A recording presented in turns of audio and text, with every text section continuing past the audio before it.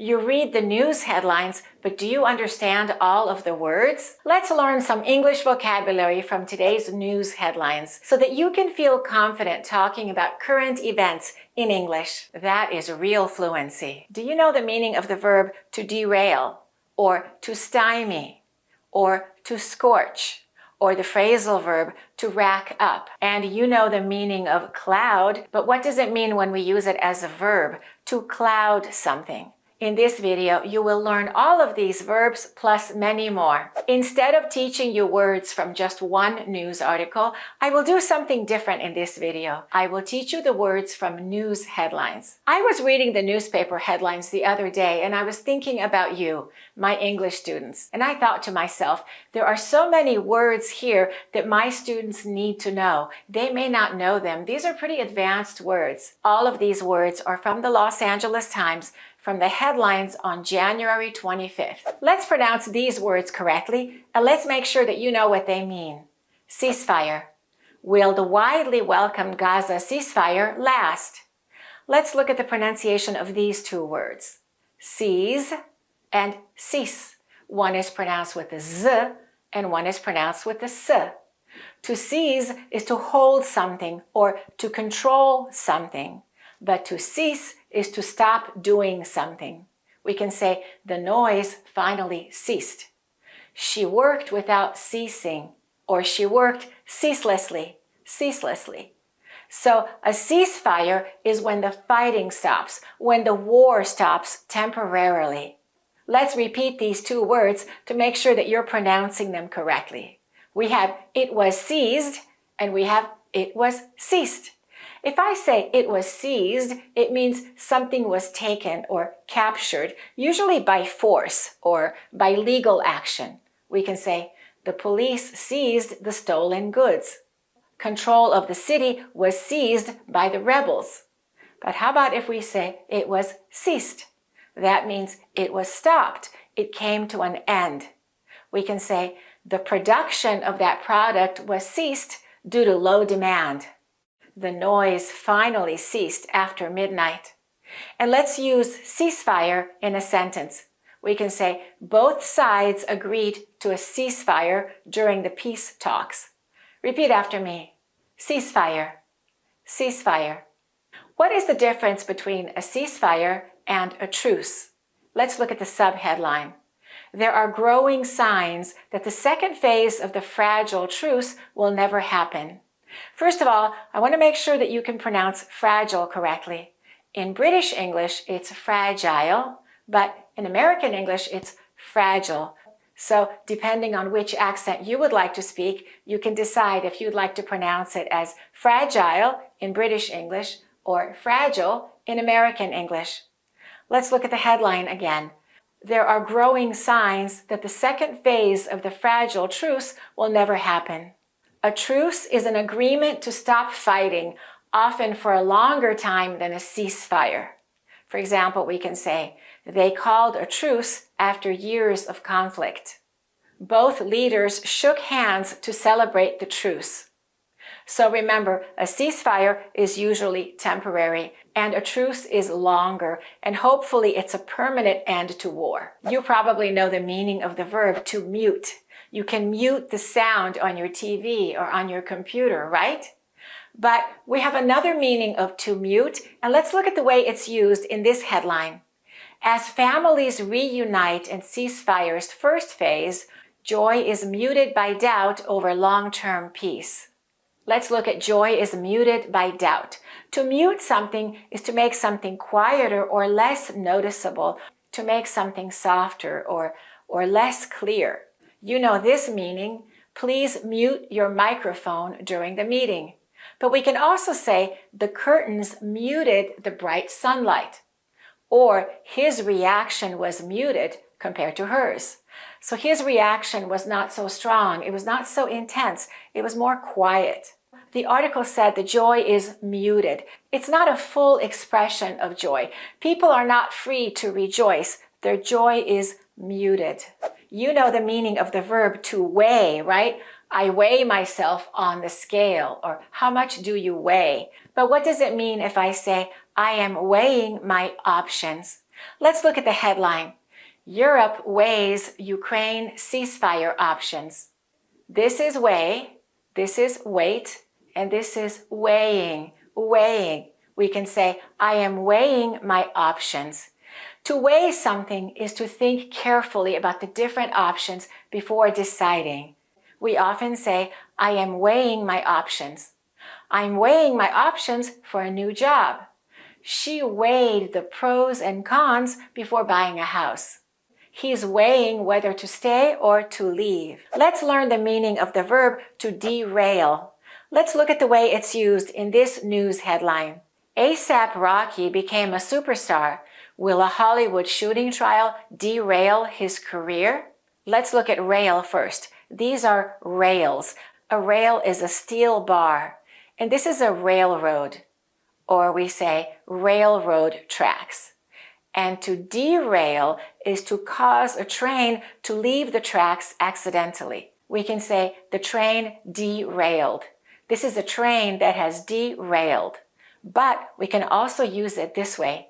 His mistake derailed his career. So to derail means to stop or to ruin a plan from succeeding. For example, we can say, the bad weather derailed their travel plans. My dreams have been derailed. The project was derailed by funding issues. The article is questioning whether ASAP Rocky's career will be derailed by the trial. Let's listen to how some other people used to derail. This conversation got derailed really fast. You can be derailed by how other people see you. Restart some conversations we allowed to get derailed. This word has been in the news a lot lately. Tariff.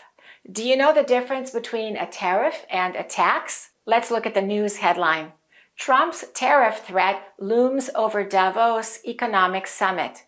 What is the difference between a tariff and a tax? A tax is a charge that a person or a business pays. For example, we say income tax or sales tax or property tax or business tax. But a tariff is a tax on goods that are imported or sometimes exported. We can say the government imposed new tariffs on steel. Tariffs can increase the cost of imported goods. Farmers worry about the impact of higher tariffs. Do you know the meaning of the verb to overshadow? This is what the sub-headline said. His comments overshadow talk of climate change, trade, and development. To overshadow something is to make something less important or less noticeable by being more important. For example, we can say, he has always been overshadowed by his older brother. His mistake overshadowed the team's success. The large building overshadowed the smaller houses. The scandal overshadowed everything else in his career. My happiness was overshadowed by the bad news.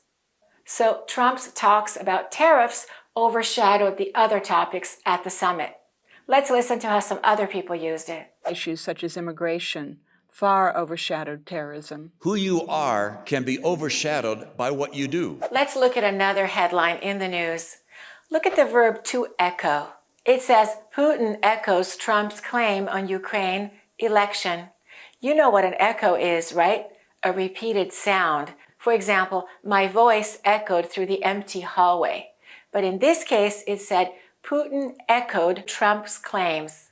It's used differently. To echo is to repeat or to agree with someone's words or ideas. For example, we can say, he echoed the president's views. Her concerns echoed those of the public. The article echoed what others had already said. His beliefs echoed my own, making it easy to connect with him. Let's listen to how some other people used it. This was echoed by the British and other Europeans. You'll hear this echoed through the media. You'll hear this echoed through the words of politicians. Let's look at another headline from the news. Look at the verb to cloud. The headline says, asylum seekers' future is clouded with uncertainty. This is a cloud, but to cloud is to make something unclear or difficult to understand. For example, we can say, fear is clouding your judgment. You can't think clearly because you have fear. Or, Uncertainty clouded the team's decision. Sadness clouded his thoughts. Or we can say, the fog clouded our view of the mountains. Let's listen to the way some other people used it. Campaign itself became clouded by an atmosphere of violence. And I couldn't do that so well because I was clouded by fear. Human perception is clouded by emotion, cultural assumptions, unconscious habits. You know the meaning of top, right? But what does the verb to top mean? The headline of the article said, estimated cost of SoCal fire damage tops $250 billion. And SoCal is Southern California. That's a common way to say it. SoCal. I live in SoCal. And estimated cost of SoCal fire damage tops $250 billion. To top means to go over or to exceed a certain amount. We can say the damage topped $1 million. The temperature topped 100 degrees yesterday. And that means it was 100 degrees or higher. Her performance topped everyone's expectations. Let's look at the meaning of the adjective somber. The headline says, after criticizing state's fire response, Trump surveys the damage in Los Angeles. And the subheadline says, President greets firefighters and residents in a somber tour of the ruins in Pacific Palisades. If something is somber, it's very serious or very sad or gloomy. It's depressing. For example, we can say, the mood in the room was somber after the bad news. Or you can say, he wore a somber expression during the ceremony. He had a somber expression on his face. Or you can say, the teacher's voice was somber as she explained the news. Let's look at another headline from the news. Let's look at the word scarcity. The headline says, Palisades water scarcity was years in the making. The adjective is scarce and the noun is scarcity. And scarcity is a lack of something, when there is not enough of something. For example, we can say, there's a scarcity of clean water in some areas. Or we can say, clean water is scarce in some areas. In that case, we used it as an adjective. Or we can say, the scarcity of food caused prices to rise. Or we can say, when there's a scarcity of rain, there is a drought. Or we can say, when rain is scarce. In that case, we use it as an adjective. And let's look at to be years in the making. Palisades water scarcity was years in the making. When something is years in the making, it means it took a long time for it to happen. It happened over a long period of time. It wasn't overnight. For example, we can say, the new policy was years in the making. The movie, years in the making, finally premiered. Her success was years in the making. It didn't happen overnight. Let's listen to how some other people used it. That's a benefit to the system, but that was years in the making. The launch of an exhibition that has been many years in the making. This launch was 4 years in the making. Let's look at the verb to stymie. That's a pretty advanced word. This word appeared in the sub-headline, and it said, improvements to the system were stymied long before the fire disaster, records show. To stymie is to block or to stop something from happening, to prevent the progress of something. For example, we can say, the heavy rain stymied our outdoor plans. His health problems stymied his career growth. The new law stymied the company's progress. Let's listen to how some other people used it. And trying not to let all the fear stymie us during that tough time. From scavengers, or stymie the spread of disease. Block or stymie China's economic development. Let's look at another headline from the news. The verb is to reign. And the headline said, confusion reigns as path to asylum blocked. If this were not a headline, if this were a regular sentence, it would say, as the path to asylum is blocked. But these are headlines, so things are shortened and little words are eliminated. For example, prepositions or articles, and often the present tense is used. First, let's look at the pronunciation of the verb to reign. It's pronounced exactly the same as to rain. It's raining outside. Or a rein, the horse has reins. You pull the reins. But this one is spelled with a G, and the G is silent. Confusion reigns. What does to reign mean? To reign means to rule or to be in control. We often use it like this: the queen reigned for 50 years. But it can also mean to dominate or to control. For example, in his field, he reigns as the top expert. Or confusion reigned during the emergency. Peace reigned after the agreement was signed. Let's listen to how some other people used it. Where endless possibility reigned. A period of chaos reigned in the solar system. Spiritual pride reigned. Let's look at the pronunciation of this word. Repeat after me. Uncertainty. Uncertainty. Don't say uncertainty. We hold those T's. Uncertainty. And this news headline is related to the fires in Los Angeles. And it said, rain to offer relief as uncertainty looms. We can say, the future is filled with uncertainty. And what does to loom mean? Rain to offer relief as uncertainty looms.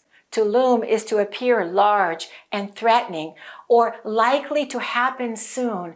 It's close to happening, and usually it's something not very good that's coming. We often say a crisis is looming, a storm is looming, a conflict is looming, a deadline is looming, danger is looming. And we can say a big storm loomed on the horizon. Exams loomed over the students' minds. The deadline is looming and we still have a lot of work to finish. Some people say an economic crisis is looming. If some of these words were new for you, I suggest that you watch the video again and take notes. Write down the meanings and then pause and make your own sentences using the words. And keep adding more words to your list. And go through the list from time to time. Practice the words, and that way you'll be able to remember them when you see them again, and you'll be able to use them when you're having conversations with native speakers. And that is true fluency, being able to express yourself on a wide variety of topics. Thanks for watching and keep practicing. Take your English to the final level of fluency with my online courses.